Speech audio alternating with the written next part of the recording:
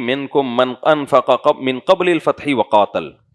اللہ کہتے ہیں جو لوگ فتح مکہ سے پہلے ایمان لے آئے اور جو بعد میں ایمان لائے دونوں برابر نہیں ہو سکتے. اسلام جب کمزور تھا نا اس وقت جن لوگوں نے اسلام کا ساتھ دیا وہ پہل کر گئے, اور جنہوں نے بعد میں جب اسلام ترقی پہ جا رہا ہے ثواب ان کا بھی ہے. کلا وعد اللہ الحسنی, سب سے اللہ نے جنت کا وعدہ کیا ہے, لیکن درجے میں دونوں برابر نہیں ہو سکتے. اس سے پتہ چلتا ہے میرے بھائی جو بھی شریعت پہ چلنے میں پہل کرے گا اور جو بعد میں آئے گا جائیں گے دونوں جنت میں, لیکن دونوں کو ایک جیسی جنت نہیں ملے گی. ایک دفعہ حضرت ابو سفیان رضی اللہ تعالیٰ عنہ, یہ تو عرب کے سردار تھے نا, یہ بھی تھے, اور حضرت بلال رضی اللہ تعالیٰ عنہ یہ غلام تھے. سیدنا عمر بن خطاب کا دور تھا, دور خلافت, یہ دونوں آئے حضرت عمر سے ملاقات کے لیے.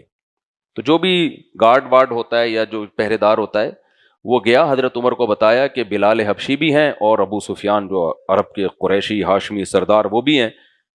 تو حضرت عمر نے حضرت بلال کو پہلے انٹری دی آنے کی. حضرت ابو سفیان کو غصہ آیا کہ یہ کیسا دور آ گیا ہے کہ غلاموں کو سرداروں پہ ترجیح دی جا رہی ہے, ہم تو سردار ہیں. تو ایک اور صحابی تھے, ان کا نام میرے ذہن میں نہیں, انہوں نے حضرت ابو سفیان سے کہا کہ اے ابو سفیان جب اسلام کمزور تھا تو بلال نے پہل کی تھی, ہم لوگ مخالفت کر رہے تھے, ان کو گرم لیتوں پہ لٹایا جاتا, ان کے سینے پہ پتھر رکھے جاتے, یہ پھر بھی احد احد کا نعرہ لگاتے, اور یہ کمزور تھے اور ہم ان کی مخالفت میں لگے ہوئے تھے. پھر جب اللہ نے اسلام کو ترقی دی, مکہ فتح ہوا, فتوحات کے دروازے کھلے, پھر ہم اسلام لے کر آئے ہیں. تو کہتے ہیں ابو سفیان اب اس کی فکر چھوڑ دو کہ دنیا میں بلال کو تم پہ ترجیح دی جا رہی ہے. میں ان کے الفاظ اپنے الفاظ میں نقل کر رہا ہوں. اب یہ دیکھو آخرت میں کیا ہوگا, اس لیے اب جو ہم سے نقصان ہوا ہے نا, جو ہم دیر سے اسلام لائے ہیں, اب اس کی تلافی کرو. اور وہ تلافی کیسے ہوگی؟ اب نکل جاؤ بارڈر پہ, میدان جنگ میں, جہاد میں. اب اسلام کو آج بھی خون کی ضرورت ہے, آج بھی اسلام کو جان کی ضرورت ہے. اب ہم دیر سے ایمان لائے ہیں, اس کی تلافی کیسے ہوگی؟ اب ہمارا ٹائم مدینہ شہر میں نہیں بلکہ کہاں گزرے گا؟ بارڈر پہ گزرے گا. تبھی حضرت ابو سفیان رضی اللہ تعالیٰ عنہ کی زندگی کا زیادہ حصہ اس کے بعد کہاں گزرا؟ جنگ میں. حضرت ابو سفیان میں معاذ اللہ اگر منافقت ہوتی تو یہ سن کو غصہ ہو جاتے نا کہ جاؤ مجھے آ رہے ہو نصیحتیں کرنے کے لیے, میں سردار ہوں, مجھے پہل دی جائے. حضرت عمر سے لڑ پڑتے. لیکن انہوں نے سوچا کہ بھائی واقعی یہ بات کیا کر رہے ہیں, اس کا مطلب اب بھی تلافی ہو سکتی ہے, لیکن کیسے؟ اب آپ کو زیادہ قربانی دینی پڑے گی. تبھی حضرت ابو سفیان پھر جب رومیوں سے لڑائی تھی نا, بہت سخت لڑائی تھی, اپنی زوجہ حضرت ہندہ کو بھی لے کے گئے میدان جنگ میں. کیوں لے کر گئے؟ خالد ابن ولید بھی لے کر گئے. کیوں؟ کہ بھائی اتنی سخت لڑائی ہے کہ ہمارے قدم اکھڑنے کا پورا پورا اندیشہ ہے. بہت سخت لڑائی تھی نا, دشمن تو اس زمانے اکثر طاقتور ہی ہوتے تھے. تو کیا ان لوگوں نے اسٹریٹجی کیا اختیار کی ہے کہ صحابہ اپنی بیویوں کو بھی لے گئے کہ اگر ہم پیچھے بھاگنے لگے نا تو یہ ہم پہ طنز کر کے اشعار پڑھ کے ہمیں غیرت دلائیں گی, آر دلائیں گی. عورت جب بزدلی کے تانے دیتی ہے نا تو آدمی کیا ہوتا ہے؟ ہل جاتا ہے نا, کہ بھائی عورت کہتی ہے بھائی تجھے اللہ نے مجھ پہ فضیلتی بہادری کی وجہ سے دی ہے. ابے مجھے ایک بات بتاؤ, ایک تو آپ لوگ کو سمجھ میں پتہ نہیں کیوں نہیں آتا, آپ کی بیوی بھی چھپکلی سے ڈر رہی ہے اور آپ بھی اتنا ہی ڈر رہے ہو, تو بیوی کہے گی بھائی میری شادی کسی سہیلی سے ہو گئی ہے, شناختی کارڈ میں محمود نام لکھا ہوا ہے, اصل میں اس کا نام تھا محمودہ. یہی ہوگا نا اگر ہر چیز میں ڈر رہے ہو اسی طریقے سے. عورت کو غصہ آئے گا نا بھائی کیا بھائی, جیسے میں نے بتایا تھا نا امریکہ کا بھی گلوکار تھا, وہ ہر وقت لڑکیاں اس پہ بڑا مرتی تھیں, بڑا ہینڈسم اسمارٹ کے شادی کریں گی. جب شادی ہو گئی نا تو اس کی بیوی نے 6 مہینے میں طلاق لے لی اس سے. تو اس سے پوچھا گیا کہ بھائی اتنا ہینڈسم اسمارٹ آدمی, لڑکیاں اس پہ مرتی ہیں, تم اتنی خوش قسمت کہ تم نے اس کو شوہر بنایا, اس نے تمہیں سلیکٹ کیا.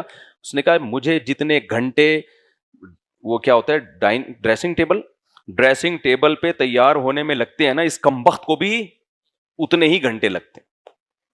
یہ بھی وہیں لگا رہتا ہے لپسٹک پاؤڈر میں اور یوں یوں یوں لگے. تو یار عورتوں پہ تو یہ باتیں سوٹ کرتی ہیں, آدمی پہ تھوڑی سوٹ کرتی ہیں. بھائی لگا تھوڑا سا جھاڑو پھیر, ڈیٹول سے نہا لے اس دن جس دن کسی تقریب میں جانا ہے, تھوڑا سا ریگمال مل لے, بس ختم ہو گیا. وہ بھی وہیں بیٹھا ہوگا اپنی نوک پلکتے، ارے مجھے یہ زنانہ پن، زنانہ سمجھتے ہو، نسوانیت کی بو آتی ہے اس آدمی میں. عورت کو آدمی آدمی ہی اچھا لگتا ہے، سمجھتے ہو، پجامہ استغفر اللہ، یعنی آدمی آدمی ہی اچھا لگتا ہے، ٹھیک ہے نا. وہ میں نے کسی سے کہا نا، میں کراچی کے سندھ حکومت جو ہے، جو کراچی کے حالات کا بیڑا غرق کیا، اس کو کوئی گالیاں لکھ کے دو مجھے دو، میں 27ویں رات میں کیا کروں گا، دعاؤں کے بجائے بد دعائیں کروں گا، تو وہ کچھ لکھ کے دو. تو کہہ رہے میرے ذہن میں نہیں. میں نے کہا جو اپنے سسرال کو کبھی دی ہوں آپ نے، تو پھر میں نے کہا سوری یار، بہت معذرت. بعض دفعہ منہ میں الفاظ رٹکا ہوا ہوتا ہے، وہ خود ہی نکل جاتا ہے، پکڑ کے واپس لانا پڑتا ہے. میں نے کہا کوئی سسرال، کیونکہ جب آدمی کا سسرال سے پھڈا ہوتا ہے نا، اس وقت جو اخلاص سے وہ گالیاں دیتا ہے، اور جو اس کو وارد ہوتی ہیں گالیاں شیطان کی طرف سے، وہ موقع وہ لکھ کے لکھنی چاہیے، وہ بار بار ذہن میں نہیں آتی، وہ لکھ کے رکھ لینی چاہیے، وہ بھول جاتا ہے آدمی. تو مجھے تو پڑی تھی جب میں نے دوسری کی تھی نا، تو کچھ یاد ہو گئی مجھے اتنی پڑی تھی. خیر، تو کیا کہہ رہا تھا یار میں، بات بار بار ہماری چینج ہوتی رہتی ہے. ہاں، حضرت ابو سفیان نے پھر ساری زندگی کہاں گزاری؟ میدان جنگ. تو حضرت ہندہ کو بھی لے گئے. عرب کی عورتیں بڑی بہادر ہوتی تھیں، تو یہی ہوا، قدم اکھڑ گئے، پیچھے آنے لگے، تو حضرت ہندہ نے اشعار کہنا شروع کیے. وہ اشعار اب تک کتابوں میں موجود ہیں. ان کا خلاصہ یہی ہے کہ اے ابو سفیان، گھر میں تو مرد بنتے ہو، ہم مرد ہیں، عورتوں پہ اپنا روب جماتے ہو، آج تمہیں کیا ہو گیا؟ تو حملہ بہت سخت تھا. حضرت ابو سفیان بزدل نہیں تھے، حملہ بہت سخت تھا. تو اور بھی اس طرح انہوں نے جب تانے دیے ہیں، تو یہ لوگ دوبارہ پلٹے اور رومیوں کو شکست دے دی. انہوں نے، وہ بھاگ گئے، وہ، کیونکہ انہوں نے کہا یار اس زندگی سے کیا ہے، شہادت بہتر ہے، کس منہ سے گھر جائیں گے. پہلے عورتیں بھی ایسی ہوتی تھی. میں جلال الدین حقانی کا واقعہ سنایا تھا نا میں نے ایک دفعہ. جلال الدین حقانی نے، روس کے دور کے بڑے مجاہد تھے، خوست کے بہت بڑے مجاہد تھے یہ روس کے دور میں. تو ان کی ویڈیو سعودی عرب گئیں. ان کے بیٹے، ابھی یہ جو حقانی کے پورے ماشاءاللہ ان کے بیٹے جوان، بڑے لمبے لمبے بیٹے ہیں. ان کے کچھ بیٹے عربی بھی ہیں، یعنی آدھے عربی ہیں وہ، ٹھیک ہے نا. وہ ہوا کیا تھا، جب ان کی ویڈیو سعودی عرب میں گئی ہیں، تو رائل فیملی کی ایک شہزادی کہ رشین کے آرمی کے خلاف، یہ بندہ ایک تو اتنے بڑے بال ان کے، اور پٹے والے یہاں تک بال، بڑا مردانہ چہرہ ان کا. اس نے دیکھا نا کہ یار یہ ایسے روسی فوجیوں کے خلاف بہادری سے لڑ رہا ہے. تو رائل فیملی کی ایک لڑکی تھی، اس نے کہا میں شادی کروں گی تو کس سے کروں گی؟ بولو، اس سے. ایسا مجاہد چاہیے مجھے. اب ظاہر ہے ناز نعیم میں پلنے والی ہمارے یہاں کوئی ہوتی، ابا نے رکھ کے لگانا تھا چماٹ ٹھیک ہے نا. غریب کا بیچارے کا دنیا میں کوئی پوچھنے والا. اس لیے میں کہتا ہوں اپنے اختیار سے غریب مت بنو، کوشش کرو پیسہ کمانے کی. اللہ ہی کی طرف سے ہے تو پھر ایک آزمائش. تو اسلام میں اس غربت کے فضائل ہیں جو اللہ کی طرف سے ہو، اس غربت کے فضائل نہیں ہے جو آپ کی حماقتوں سے ہو، کسی کام کا نہیں رہتا. تو اس کے ابا نے پیغام بھیج دیا، ان کی شادی ہو گئی. وہ شہزادی سعودی عرب سے آئی ہے اور افغانستان کے پہاڑوں میں رہی ہے، اور بڑا کامیاب رشتہ رہا یہ. آج ان کی اولادیں ہیں، پوتے ہیں ماشاءاللہ.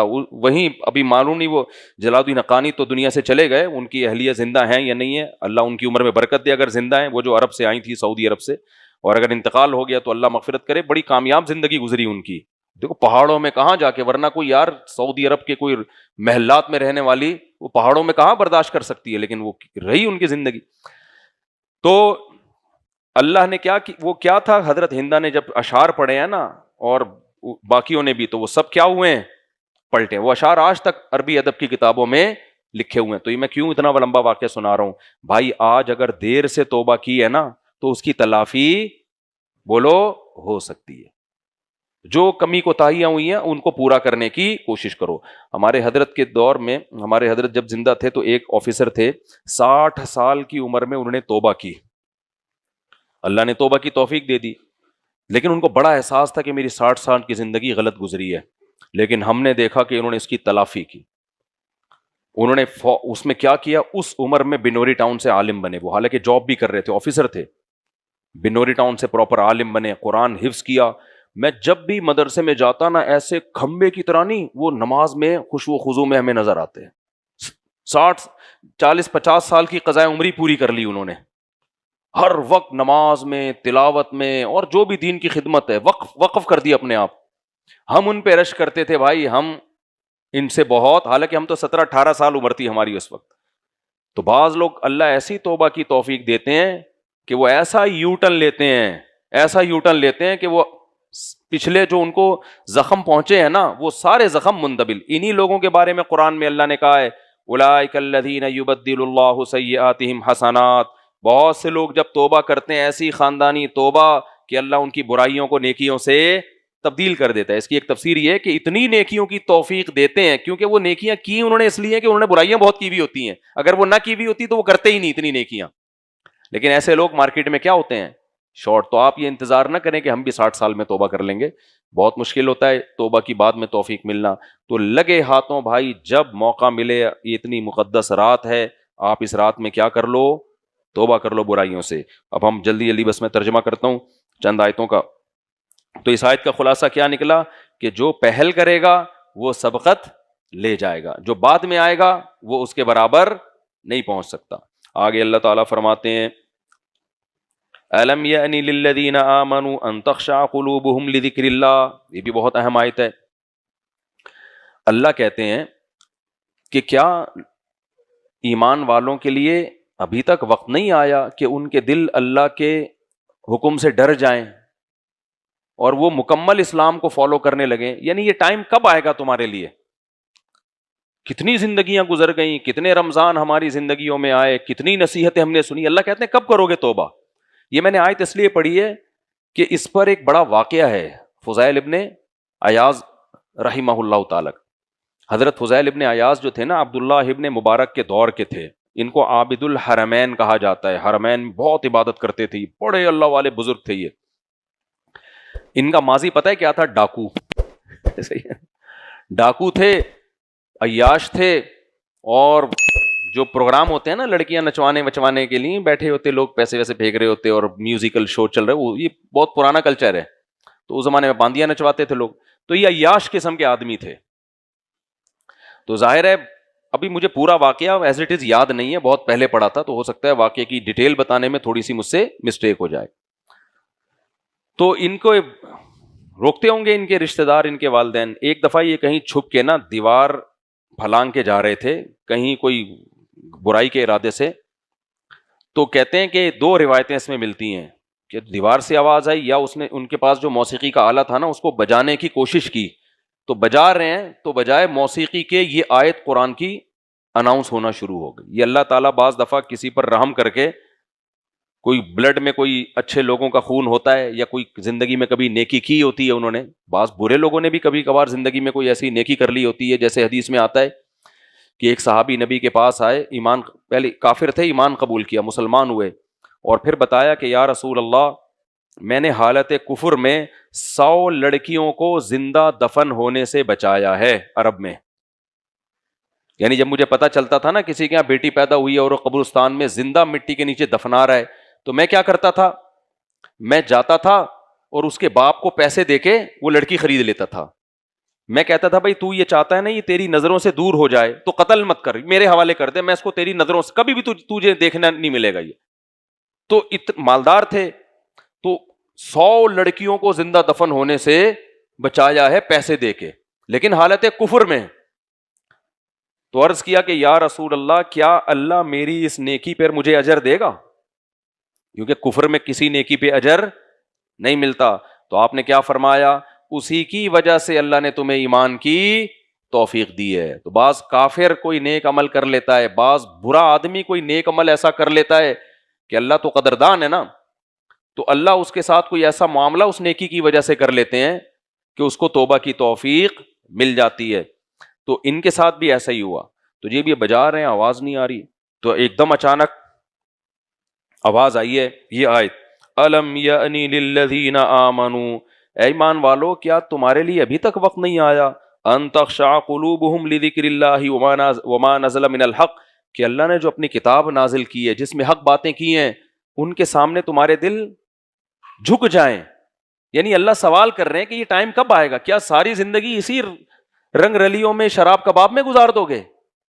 پھر اللہ نے آگے کیا فرمایا, وَلَا يَكُونُوا كَالَّذِينَ أُوتُوا الْكِتَابَ مِن قَبْلُ, اوتوا الکتاب کو بھی, یہود و نصارہ کو بھی تورات اور انجیل ملی تھی, انہوں نے تورات اور انجیل کو فوکس نہیں کیا, کس میں لگ گئے, نائٹ کلبوں میں, شراب کباب میں. پھر ان کے دل کیا ہو گئے, سخت. اتنے سخت ہو گئے اب ان پہ تورات پڑھ کے سنائی جائے ان پہ کوئی اثر نہیں ہوتا, وہ ایک ہسٹری کی کتاب سمجھتے ہیں اس کو. تو اللہ نے بتایا اس آیت میں کہ دیکھو ایک وقت تک نصیحت کا تم پہ اثر ہوگا, اگر گناہوں کے دلدل میں پھنستے چلے گئے نا دل اتنا سخت ہو جائے گا کہ پھر نصیحت کی بات اثر کرنا تم پہ ختم, اور جب ختم تو پھر توبہ کا آپشن ختم. تو کیونکہ ان کے دل میں کچھ نرمی تھی نا تو یہ نصیحت ہو گئی کہ بھائی اتنا گناہوں میں آگے نہ جاؤ کہ آج اللہ نصیحت کر رہا ہے کل وہ نصیحت تم پہ اثر نہیں ہوگی. جب انہوں نے دیکھا نا یہ آواز آئی ہے غیب سے یہ آیت, تو کیونکہ عربی تو جانتے تھے, فوراً انہوں نے کہا, قرآن کے الفاظ دیکھو, الم یعنی للذین آمنوا, اے ایمان والو ابھی تک ٹائم نہیں آیا. انہوں نے فوراً اپنا وہ باجا پھینکا اور کہا قد آن یا ربی, اے میرے رب آ گیا ہے وقت. کیا ہو گیا ہے؟ آ گیا. بس یہ لاسٹ تھا, آخری تھا, وہیں سے یو ٹرن لیا انہوں نے. وہیں سے کیا کیا؟ واپس پلٹے ہیں اور یہ چیختے ہوئے جا رہے ہیں قد آن یا ربی. قد, ان کو اندازہ ہو گیا کہ یہ جو غیبی آواز ہے یہ کوئی اتفاق نہیں ہے, یہ کوئی میرے دماغ کا فالٹ نہیں ہے, یہ کس کی طرف سے مجھے تنبیہ ہوئی ہے؟ اللہ کی, اور یہ بار بار نہیں ہوگی, ایک دفعہ ہوئی ہے. اور اس میں کتنی سخت تنبیہ ہے کہ اگر ابھی اس تنبیہ سے تو نے رجوع نہیں کیا تو بعد میں تنبیہ ہوگی بھی تو تجھ پہ اثر نہیں ہوگا. فوراً پلٹیں قد آن یا ربی, اے میرے رب آ گیا وقت. اور پھر وہی کیا جو میں نے ابھی بتایا, زندگی جوانی گناہوں میں, انہوں نے کہا اب میں اس کی تلافی کروں گا. تلافی کیسے ہوتی ہے بھائی؟ جتنے گناہ کیے ہیں عبادت اتنی ہی کثرت سے. تو حرم میں بیٹھ کے اللہ اللہ کرتے تھے, صدقات و خیرات کرتے تھے, اتنے عبادت گزار کہ ان کا لقب اب فضیل ابن عیاض کے نام سے نہیں, عابد الحرمین کے نام سے ان کا لقب مشہور ہو گیا. تو بھائی ہم سب کی یہ میں جو باتیں کر رہا ہوں اپنے لیے بھی کر رہا ہوں, ہر بار اللہ موقع نہیں دے گا. اگر چلتے چلے گئے نا آگے دلدل میں تبھی کہتا ہوں یار اس زمانے کا سب سے بڑا فتنہ بے حیائی ہے. خدا کی قسم مجھے 4 شادیوں پہ بیان کا شوق نہیں ہے, لوگ سمجھتے ہیں پاگل ہو گیا ہے. میں آپ کو زنا سے روکنے کے لیے حلال کی بات کرتا ہوں, کیونکہ نہیں رکے گا اگر نکاح کی طرف نہیں آؤ گے.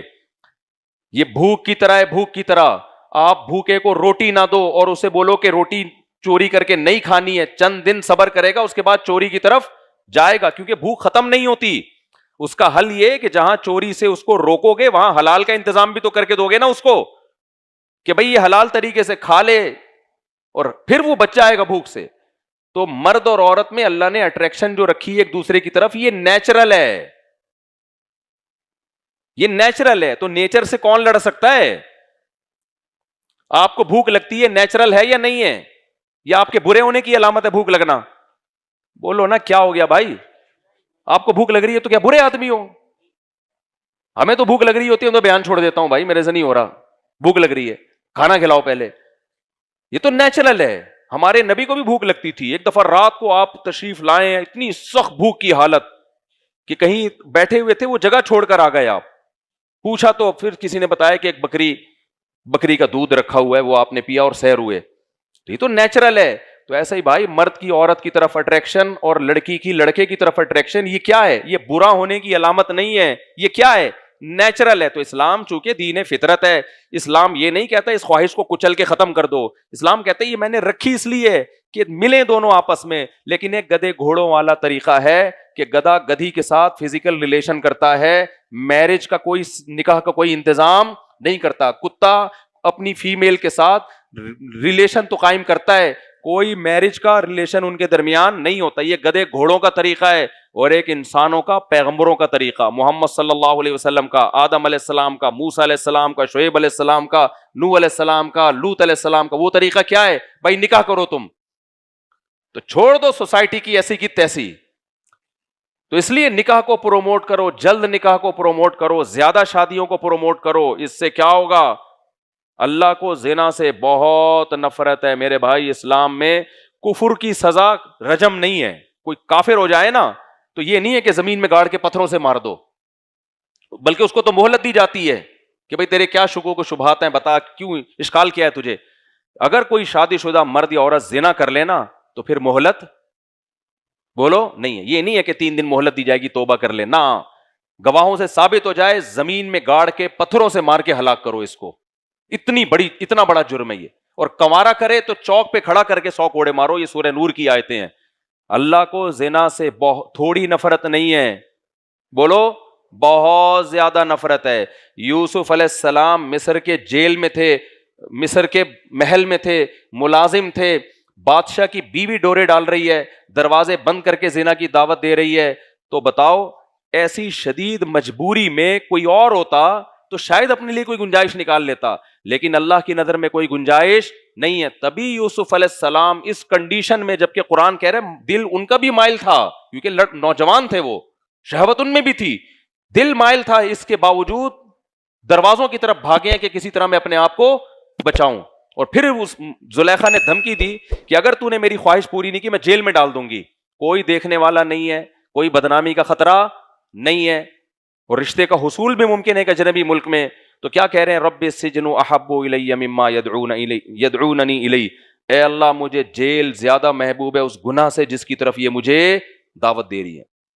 اس سے پتہ چلتا بھائی زنا کسی بھی قیمت پہ آپ کے لیے حلال نہیں ہے. اور زنا میں اور متع میں اہل سنت والجماعت کے نزدیک کوئی فرق نہیں ہے, کیونکہ اب اس طرح کی بھی کوئی نیوز آ رہی ہیں ایکچولی زنا سے بچنے کے لیے اگر ہم متع کر لیں تو کیا جا رہا ہے. بھائی متع اور زنا کیا ہے؟ زنا پہ 2 بندوں کو گواہ بنا دو تو متع بن جاتا ہے, کوئی فرق نہیں ہے. سمجھتے ہو کہ نہیں سمجھتے ہو؟ تو آپ کے پاس برائی سے بچنے کے لیے صرف ایک آپشن ہے, وہ کیا ہے؟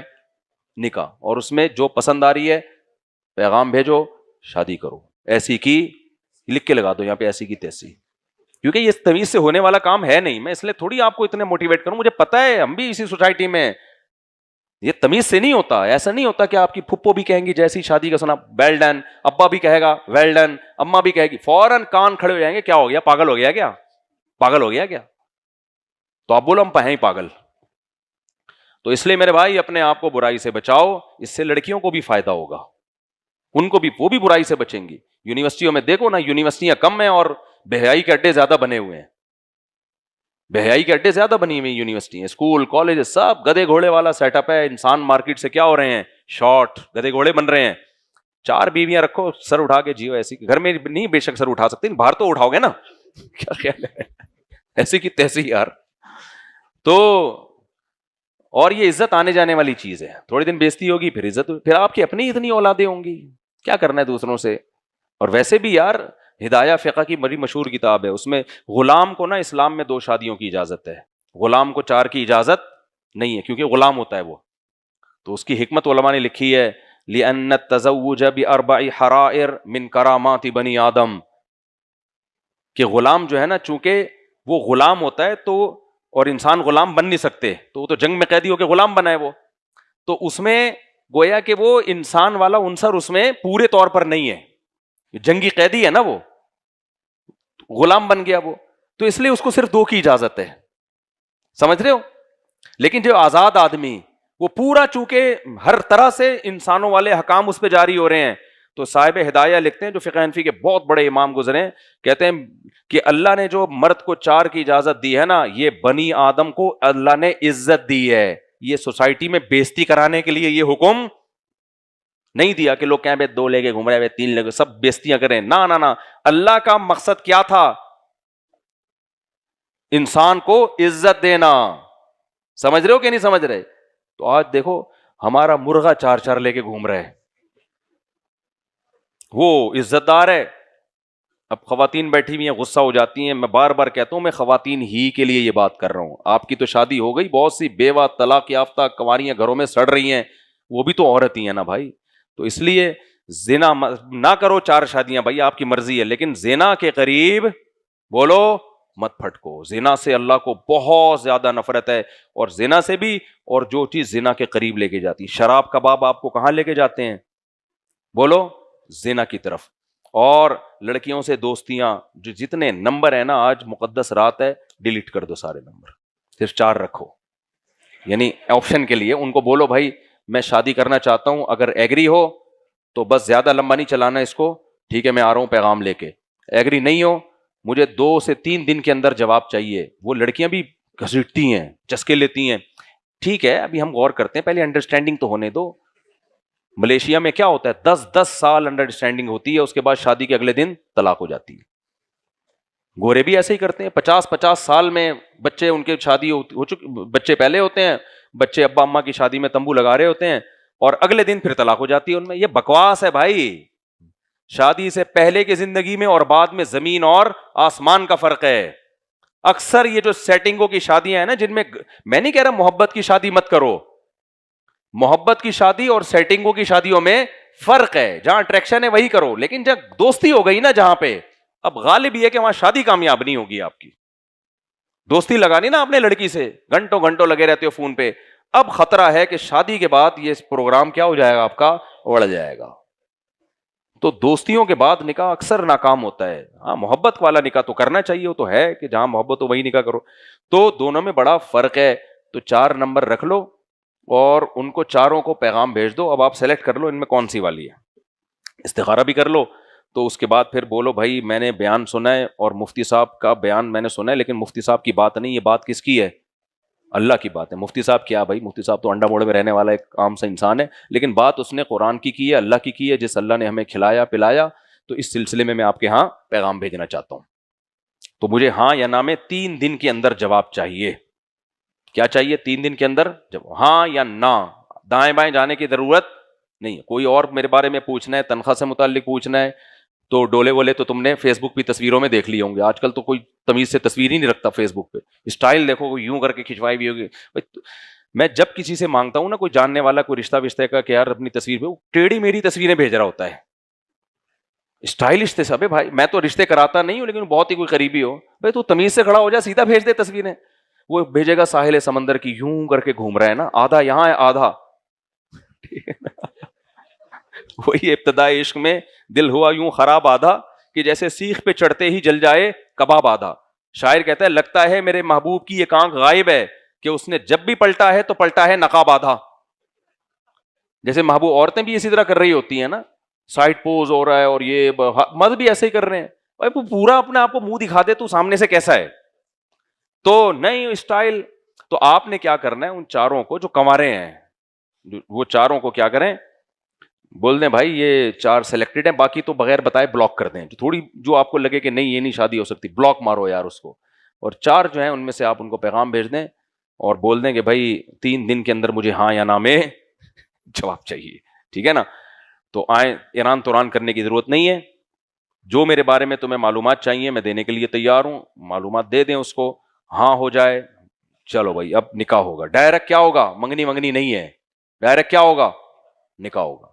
چلو جی کورٹ میں چلتے ہیں یا مسجد میں مولوی صاحب کے پاس چلتے ہیں, جہاں بھی آپ کی مرضی ہو بھائی, جا کے نکاح کرو اور رخصتی کر کے مارکیٹ سے اس کو شارٹ کرو. ٹھیک ہے نا, ایسی کی تیسی. فلموں میں دیکھا ہوگا نا, گھوڑے پہ لے کے بھگا دیا, تو یہ اوریجنل میں بھی کرو یہ کام. لیکن فلموں میں تو پتہ نہیں کہاں بھگا کے لے جاتا, تم گھر میں لے کر آؤ اس کو.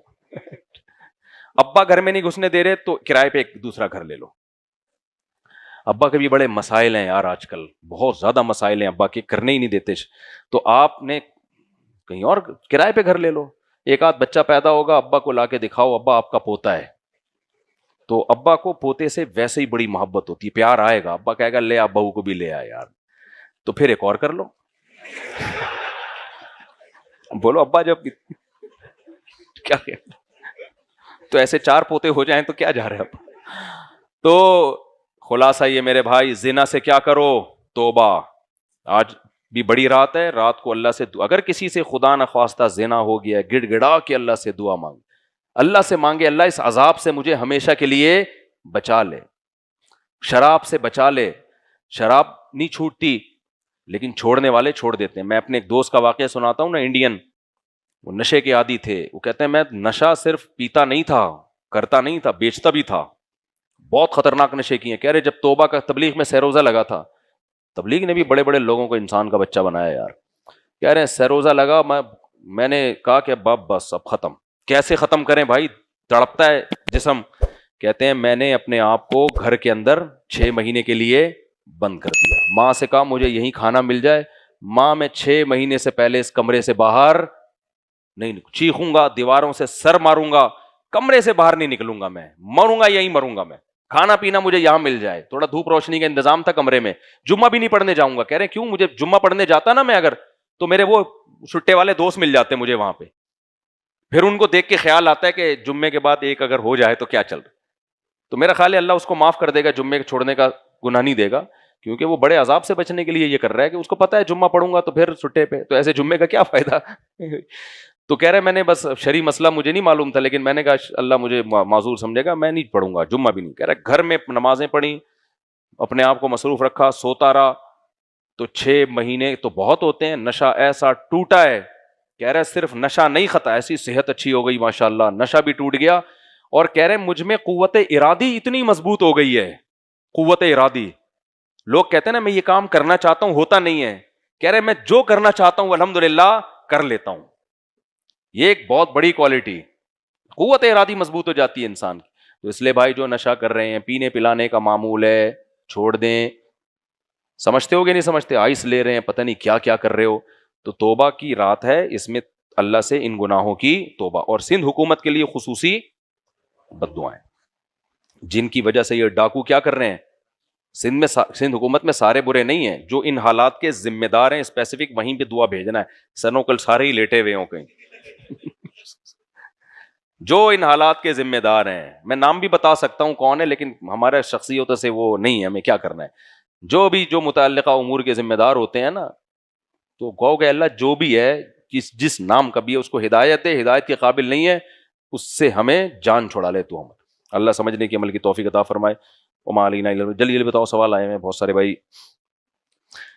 ہاں, نماز پڑھتے ہوئے یا تراویح یا قرآن پڑھتے ہوئے اکثر مجھے گیس کا مسئلہ ہے. گیس کا تو پورے ملک میں مسئلہ ہے میرے بھائی, کیا خیال ہے؟ گیس ہی تو نہیں آ رہی, چولہا جلاؤ, سحری کے وقت میں گیس غائب ہو جاتی, اور آپ کو گیس کا مسئلہ ہے یار. تو آپ سوئی گیس والوں سے رابطہ کریں, بولے میرے پاس کچھ اضافی گیس ہے. صحیح ہے نا. بہرحال گیس کا مسئلہ ہے تو اس کو روک کر عبادت کرنا جائز ہے, لیکن یہ کہ پیٹ اس سے خراب ہوتا ہے. انہوں نے پوچھا گیس روک کے نماز پڑھ سکتا ہوں, کر سکتے ہیں. گیس خارج کر کے نماز پڑھنا جائز نہیں ہے, روک کے تو پڑھ سکتے ہیں, لیکن پیٹ خراب ہوتا ہے اس سے. تو اس کا حل یہ ہے کہ ہلکے ہو جائیں, پھر آرام سے پڑھ لیں, بہتر ہے. بہت سے لوگوں کو اکثر شک ہوتا ہے کہ ابے پھر دوسرا بھی گیس کا مسئلہ ہے یار.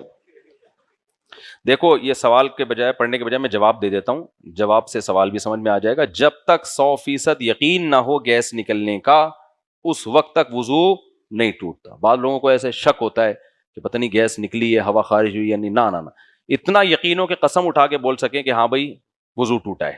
پیشاب کے قطرے کا بھی یہی ہے, شک ہوتا ہے قطرہ نکلا ہے کہ نہیں نکلا. جب اتنا یقین ہو نا قطرہ نکلنے کا کہ سامنے والا پوچھے کہ یقین ہے, آپ قسم اٹھا کے بولیں. بعض لوگ کہتے ہیں اب ہمیں یہ نہیں پتا چلتا کہ ہم قسم اٹھا کے بول سکتے کہ نہیں بول سکتے, تو اس کا مطلب یقین نہیں ہے آپ کو. تو جب تک یقین نہ ہو اس وقت تک وضو نہیں ٹوٹتا. میری عمر 25 سال ہے, 10 مہینے میں شادی ہوئی, شوہر کی ظلم زیادتی کی وجہ سے جنوری 2024 میں خلا کا مقدمہ دائر کیا. اس مہینے فیصلہ آ جائے گا, تو میں عدت کا ٹائم کیا ہوگا, اور کیا میں عدت میں جاب کر سکتی ہوں, کیونکہ میرے گھر میں صرف والدہ اور 2 بہنیں ہیں. دیکھیں, خلا میں جب کیس فائل کیا جاتا ہے نا, تو پہلے مفتیان کرام سے پوچھ لیا کریں, تاکہ وہ ایسا طریقہ آپ کو خلا کا بتائیں جو ویلڈ ہو, اور وہ خلا شرعن بھی کنسیڈر کیا جا سکے. کیونکہ جج اس کا خیال نہیں کرتے, نوٹس غلط جگہ بھیج دیتے ہیں. بعض دفعہ آپ جس کو ظلم سمجھ رہی ہو وہ شریعت کی نظر میں ظلم ہوتا نہیں ہے, وہ آپ کے بیسک حقوق پورے کر رہا ہوتا ہے. تو جب بھی خلا کا کیس کوئی عورت شوہر کے ظلم کی وجہ سے فائل کرے تو پہلے رابطہ کر لیا جائے. تو علماء بتا دیتے ہیں بھائی یہ وجوہات اگر ہیں تو آپ خلا لے سکتی ہیں, نہیں ہیں تو پھر یک طرفہ خلا نہیں لے سکتی. تو یہ ہر ایک کی اپنی رائے پہ تھوڑی, تو شریعت کا حکم ہے. تو اب جب آپ نے خلا لے لیا ہے اور آپ نے کہا وہ واقعی ظلم زیادتی کرتا تھا, تو وہ خلا کے پیپر کہیں جمع کرا دیں تاکہ مفتیان کرام اس کو دیکھ لیں. دارالعلوم کرنگی ہے, بنوری ٹاؤن ہے, جامعۃ الرشید ہے, کہیں بھی جمع کرا دیں, وہاں سے فتویٰ لیں باقاعدہ کہ یہ خلا شریعت میں ہو بھی گیا ہے کہ نہیں ہوا, تاکہ وہ دیکھیں کہ جج نے اس پروسیس کو پورا کیا ہے کہ نہیں کیا. جج تو آج کل بیٹھے ہیں بس ڈگریاں پکڑانے کے لیے. تو اگر پھر وہ واقعی ہو گیا ہے تو پھر جو ہے وہ عدت جس دن جج نے فیصلہ سنایا تھا اس دن سے عدت شروع ہوگی, اور وہ 3 مینسز ہے. بعض علماء کے نزدیک 1 مینسز ہیں, دونوں طرح حدیثوں میں ہمیں ملتا ہے. تو جب ظاہر ہے دونوں طرح کے دلائل ہوں تو پھر فقہا کا اختلاف ہوتا ہے. تو امام شافعی کے نزدیک 1 حیض اور امام ابو حنیفہ کے نزدیک 3 حیض ہے. تو 3 مینسز جب گزر جائیں تو آپ جہاں چاہیں نکاح کر سکتی ہیں. عدت میں گھر سے نکلنا جائز نہیں ہے, لیکن کمانے کی مجبوری ہو تو پھر نکلنا جائز ہے. اب کمانے کی مجبوری ہونی تو نہیں چاہیے, کیونکہ عدت کا خرچہ شوہر کے ذمے ہے. عدت کا خرچہ کس کے ذمے ہے؟ شوہر کے ذمے ہے. تو لیکن اگر وہ نہیں دے رہا یا اس سے لینا مشکل ہو رہا ہے تو پھر مجبوری میں جاب کے لیے جا سکتی ہیں, لیکن دن میں جائیں, زینت اختیار نہ کریں. زیادہ کا زینت اختیار کرنا جائز ہی نہیں ہے. سادہ کپڑوں میں جائیں, اپنے جاب نمٹائی, واپس گھر میں. اچھا بھائی, مفتی صاحب اگر یہ سوچ کر ذریعہ معاش کے لیے آگے نہ بڑھیں کہ اللہ نے جو مقدر میں لکھا ہے وہ مل کر رہے گا, اللہ نے جو پراٹھے آپ کے مقدر میں لکھے ہیں حلق میں جا کے رہیں گے, تو پھر صبح ناشتہ بھی نہ کرو آپ. کیا خیال ہے؟ بیگم انڈا بنا کے سامنے رکھا ہوا ہے, اس نے پراٹھا رکھا ہوا ہے, چائے پی لیں, ناشتہ کر لیں.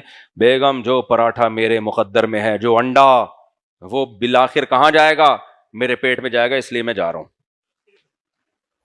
بات بالکل صحیح ہے. وہ پراٹھا مقدر میں ہوا تو جائے گا, لیکن جب آپ آفس پہنچو گے آپ کو بھوک لگے گی ٹائٹ والی.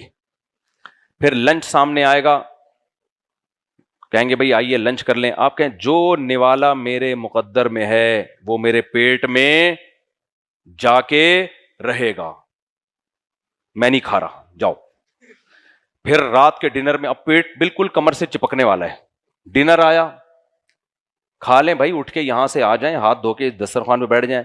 جو نوالا میں نے علماء سے سنا ہے, اپنی طرف سے نہیں, بخاری کی حدیث نمبر فلاں, مسلم کی حدیث نمبر فلاں, قرآن کی آیت, جو نوالا مقدر میں ہے وہ میرے پیٹ میں جا کے رہے گا, تم کھاؤ میں یہیں بیٹھا ہوں.